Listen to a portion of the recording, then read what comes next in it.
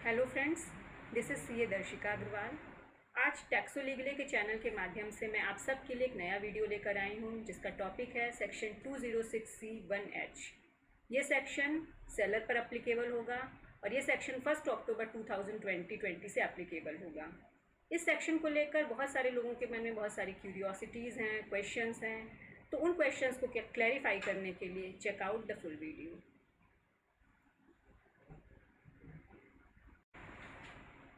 सबसे पहले बात करते हैं इस सेक्शन की एप्लीकेबिलिटी की। तो ये सेक्शन हर एक सेलर पर अप्लाई होगा, चाहे वो इंडिविजुअल हो, फर्म हो, एओपी, बीओआई, कंपनी या किसी भी अन्य फॉर्म में अगर कोई भी एसएससी होगा तो उस पर ये सेक्शन अप्लाई होगा। पहले भी बता चुकी हूँ, ये सेक्शन 1 अक्टूबर 2020 से एप्लीकेबल है। अब बात करते हैं इस सेक्शन की डिटेल्स की। तो इस सेक्शन में ये बताया गया है कि अगर कोई सेलर किसी एक बायर से 50 लाख से ज़्यादा का कंसिडरेशन रिसीव करता है तो उसे 0.1% की रेट से टैक्स एट सोर्स कलेक्ट करना होगा और ये रेट 50 लाख से एक्सेस अमाउंट पर चार्ज होगा।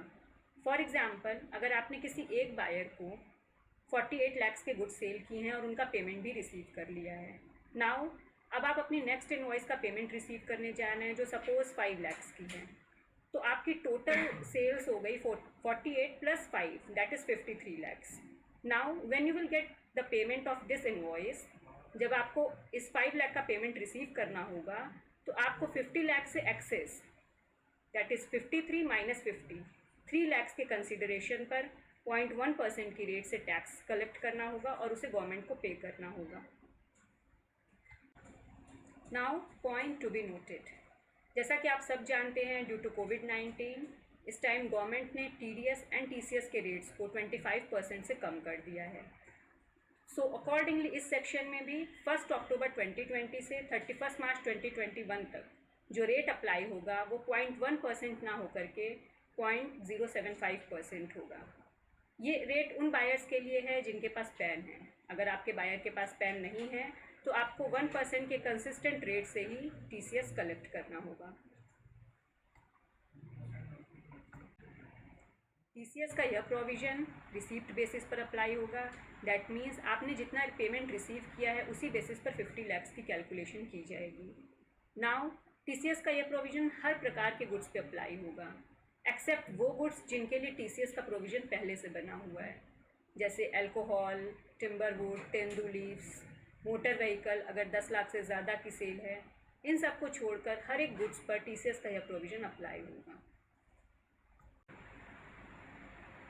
इस एक्सेप्शन के साथ ही कुछ और भी कंडीशंस है जिस केस में ये सेक्शन अप्लाई नहीं होगा। जैसे अगर आप अपने गुड्स को एक्सपोर्ट कर रहे हैं तो वहाँ पे आपको टीसीएस कलेक्ट करने की ज़रूरत नहीं है। एक्सपोर्ट के केस में ये सेक्शन एग्जेम्प्ट है। नेक्स्ट, अगर आपका टर्नओवर प्रीसीडिंग फाइनेंशियल ईयर में 10 करोड़ से कम रहा हो तो आप पर ये सेक्शन अप्लाई नहीं होगा। फर्दर, अगर वो बायर जिससे आप टीसीएस कलेक्ट करने वाले हैं या जिसको आपने 50 लाख से ज़्यादा की सेल कर दी है, वो buyer central government, state government, embassy या कोई भी लोकल अथॉरिटी होगी। साथ ही साथ अगर उस बायर पर टीडीएस या टीसीएस का कोई प्रोविज़न ऑलरेडी अप्लाई हो रहा होगा तो भी वहाँ ये सेक्शन अप्लाई नहीं होगा। इस कलेक्टेड टीसीएस को जिस मंथ में आपने टीसीएस कलेक्ट किया है उसके नेक्स्ट मंथ की 7th डेट तक गवर्नमेंट को डिपॉजिट करना होगा।